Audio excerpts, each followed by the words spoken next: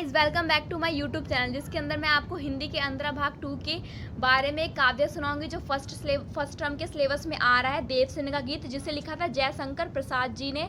ये काव्य बहुत ही इंपॉर्टेंट है। आज अब तो पेपर में 1 नंबर का क्वेश्चन आ रहा है तो कुछ भी आ सकता है, तो इसको हम एकदम डीप एक्सप्लेन करेंगे और बहुत अच्छा समझेंगे ताकि हमें पेपर में आ सके और जो क्वेश्चन आएंगे उसके हम आंसर दे सके। तो स्टार्ट करते हैं, ज़्यादा टाइम वेस्ट नहीं करते हैं बिकॉज पेपर आने वाले हैं।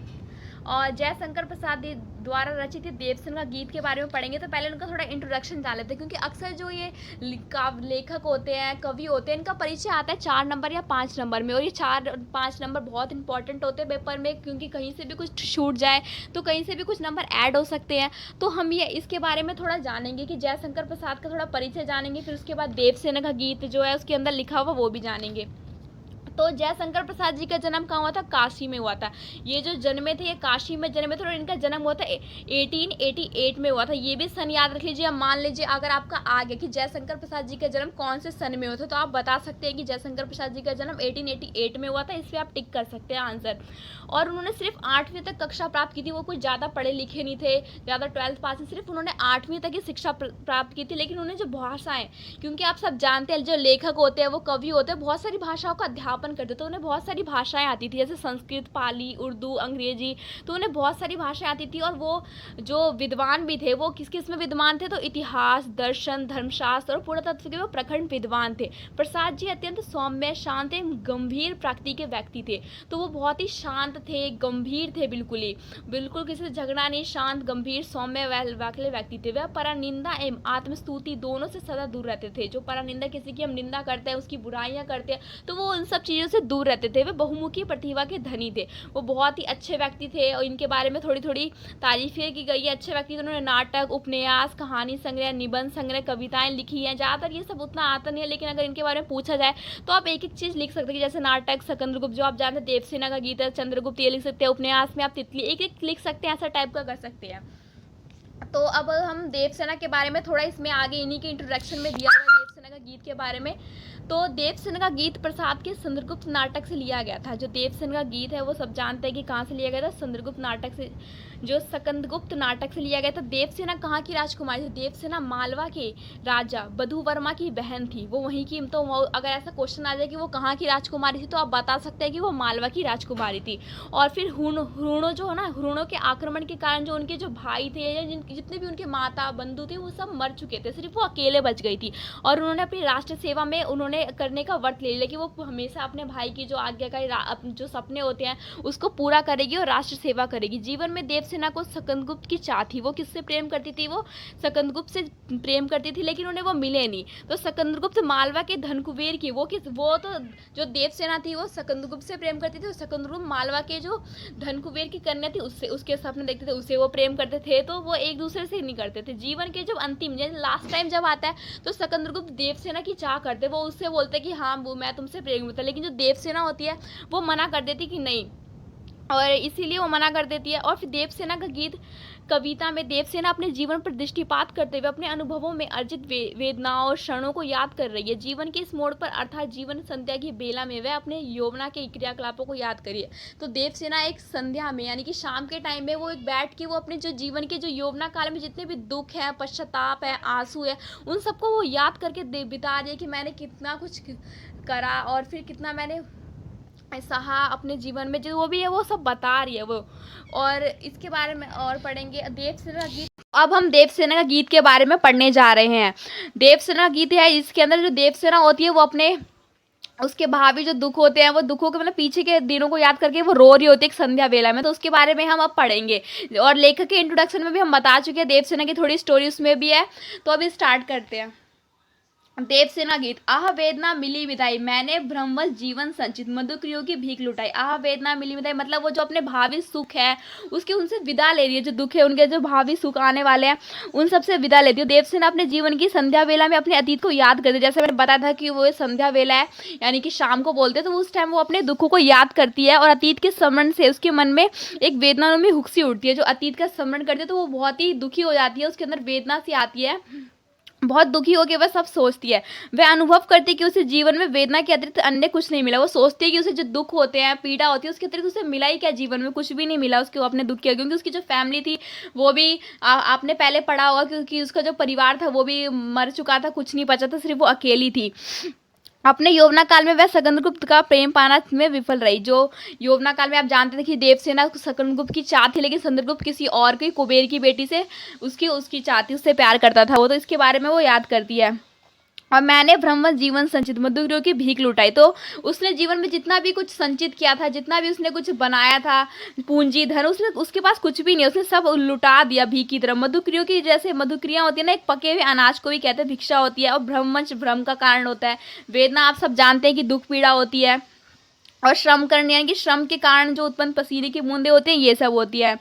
और उसने, यह उसके मन की एक विचित्र विडंबना थी, यही उसकी जो मन की बहुत विचित्र विडंबना की, जिसने अपने जो कुछ भी नहीं छोड़ा, उसने अपने लिए सब लुटा दिया। हृदय में मचलने वाली कल्पनाओं को सो जाने के लिए कहती है, और वो कहती है, छल छलते संध्या के वह श्रमगण आंसू से गिरते थे प्रतिक्षण। जो संध्या के जो छल छल थे, वो बहुत ही, वो सोचती है संध्या वेला में, और बहुत ही रोती है उन पीछे के दिनों को याद करते हुए।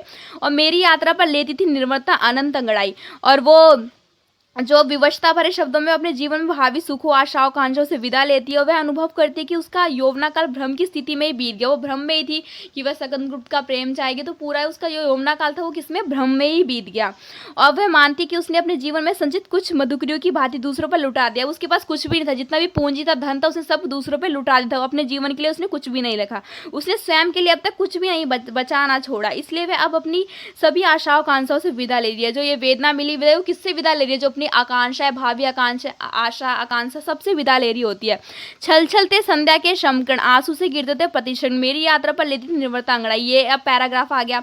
तो देवसेना अपने जीवन के संध्या काल में, जो मैंने बताया था आपको, ये यौवना काल की स्मृतियों को, यानी कि जो पुराने दिन होते हैं उनको याद करते हुए पश्चाताप स्वरूप जीवन के में जो क्या कर रही है, वो अब आंसू बहा रही है बैठ के। उसकी आंखों में आंसू हर समय गिरते रहते हैं। उसकी जीवन यात्रा में अब कभी ना समाप्त होने वाली खामोशी उठाई हुई, जो उसकी जीवन यात्रा जो चल रही है, अब जो उसके अंदर एक खामोशी सी आ गई है, अचानक से चुप्पी छा गई है, वो अब कभी खत्म नहीं होगी, क्योंकि उसके जीवन में अब दुख पीड़ा लगी रहेगी। वह कभी किसी को नहीं हो पाई, वो ना सकंदगुप्त की हो पाई और ना किसी और की हो पाई। उसके दुख में, मतलब जीवन में दुख ही दुख था। वह अपने जीवन में जिंदगी भर अकेली होकर ही रह गई अब, क्योंकि ना वो सकंदगुप्त को पा पाई और ना किसी और को, तो वो अपने जीवन में कैसे होगी, बिल्कुल अकेले। जो आगे के पैराग्राफ है वो मेरी बहन स्वीटी डिस्क्राइब करेगी। सो गाइस, मेरा नाम स्वीटी है और आदित्य मैं आपको बताने जा रही हूँ। तो जैसे कि एक पैरा तो मेरी बहन ने पहले से आपको बता दिया था अच्छे से, और मैं दूसरा में पढ़ के आपको बता रही हूँ। शमित स्वप्निति मधु माया में, दहन विपंती तरुण छाया में, पदित उनिंदी सुनीति में, किसने ये विहाती तान उठाई। जैसा कि मैंने इन कुछ शब्दों तो पहले से पेंसिल से अंडरलाइन कर दिया, ये वर्ड मीनिंग है। अगर आप चाहे तो मैं वीडियो के एंड में इसे अगली वीडियो बनाती हूँ, वर्ड मीनिंग तो भी एक्सप्लेन कर दूंगी। तो अब इसकी व्याख्या पे ध्यान देते हैं। तो इसकी व्याख्या में जो है वो देवसेना फिर याद करती हुई कहती है, जैसे कि आपको पता ही, जो देवसेना स्वतंत्र से प्यार करती थी और वो उससे शादी नहीं हो पाई थी वो, और उसी याद में वो अपनी एक शाम में अपने सारे दुखों को याद करते हुए बोलती है, कहती है, जीवन के अंतिम मोड़ पर उसने देवसेना से समुद्र प्राण निवेदन भी दिया था। मतलब जब जीवन थे वो अंतिम समय में आ रही, तब उसे जो सतनगुप्त था उसने उसे तब जो अपनी शादी का निमंत्रण होता है वो तब अंतिम में भेजता है, परंतु अचानक आश्रित हता हुआ पथिन वन में। जैसे इस लाइन का अर्थ है कि दहन विपिनती तरुण छाया में, यानी कि बहुत गहरा है जो पेड़ है उसी तरुण छाया में। तो यहाँ पे इसका अर्थ बता रहे हैं कि जीवन के तब देवसेना ने स्वयं के लिए तैयार नहीं कर सकती। अब देवसेना उनकी मोह छाया तो भी स्वप्न की भांति भूल चुकी है, यानी अब जो देवसेना है वो पूरी तरह से उनके बारे में भूल चुकी है। अब वो सतनगुप्त को अपने जीवन में दोबारा वापस नहीं लाना चाहती, परंतु अचानक तो हता पथित वन में पेड़ के नीचे सो जाने पर उन्हीं हालतों में तो मधुर तान सुनाकर उसे छेड़ रहा है। मतलब उसे दोबारा वो पुरानी चीज़ें याद आ रही जो ये उसे याद करना नहीं चाहती, क्योंकि स्वतंत्र दोबारा वापस आया उसके जीवन के अंतिम क्षणों में और उसको अपना जो शादी के लिए उसे प्रपोज करता है।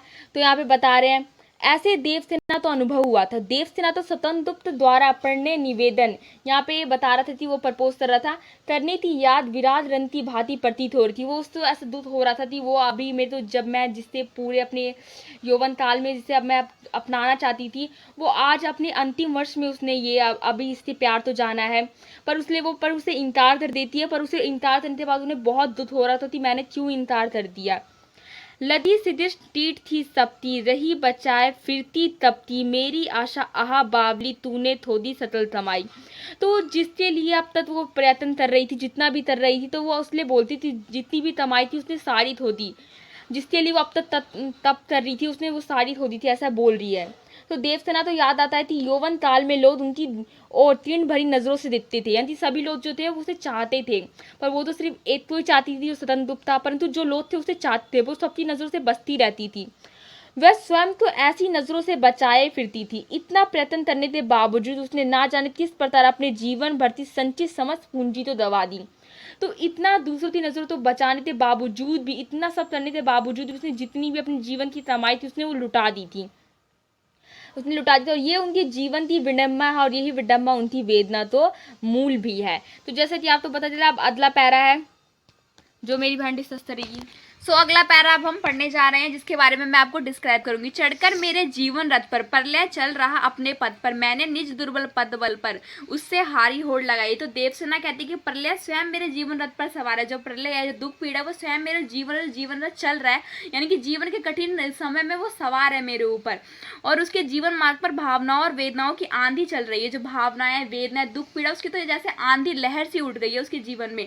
और देवसेना अतीत को याद करके द्वंद्वात्मक स्थिति में देवसेना स्वयं को कमजोर जानते हुए भी इन कष्टों और बाधाओं से संघर्ष करती है। वो देवसेना कमजोर है क्योंकि वो पीड़ित है, फिर भी वो जितने भी संघर्ष आ रहे हैं, जितने भी आंधी, जीवन प्रलय, वो सबसे संघर्ष करती है। और देवसेना ने कमजोर होते हुए भी विष्णु परिस्थितियों से होड़ लगाई है। तो वो क्या कह दे कि उसने हारी होड़ लगाई। जो कमजोर तो है, वो निज दुर्बल भी है, लेकिन फिर भी उसने उन परिस्थितियों से होड़ लगाई। लौटा लो ये अपनी थाती, मेरी करुण आहा खाती, विश्व ना संभालेगी हम मुझसे, इससे मन की लाज गवाई। तो वो अब क्या कहती है कि देवसेना निराश भरे शब्दों में अपने प्रेमी से याचना करती कि वह अपनी प्रेम रूपी थाती को उससे वापस ले ले। जो वो बोलती है कि लौटा लो अपनी थाती, जो प्रेम रूपी, जो संतगुण की जो थाती है, वो कहती कि अब तुम वापस ले लो, लौटा लो मुझसे, मैं ये इसको संभाल नहीं पाऊंगी।